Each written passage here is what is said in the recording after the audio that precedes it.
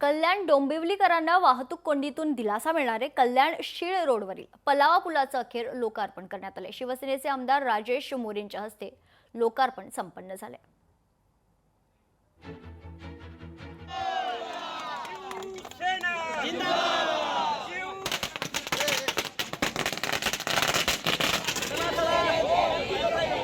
देसाई आणि निर्जय पुलावर आज आपण लोकांना त्याची सुविधा चालू केली। आज लोकांना ट्रॅफिक मुक्त असा हा आज आपण लोकांना दिलेला आहे।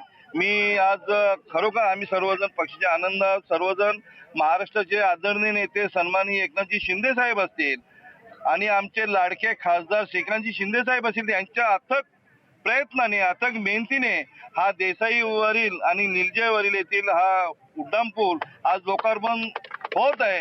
आज आनंदाची गोष्ट लोकांना याच्यामुळे ट्रॅफिक मधून मुक्त झाले। काहीकांनी बॅनरबाजी किंवा तारीख बदलली याच्याप्रमाणे वल्गना केल्या, परंतु प्रत्यक्ष खासदारांनी हे एकच कामं नाही तर रात्रभर जागून 2-2 दिवस रात्र जागून पत्री पुलाचं काम पूर्ण करून घेतलं। आणि त्यामुळे फक्त बॅनरबाजी किंवा ट्विट करून उपयोग नाही, तर गेल्या 10 वर्षामध्ये आपल्याकडे आमदारकी असताना आपण काय केलं या विभागासाठी, एक तरी काम त्यांनी दाखवावं।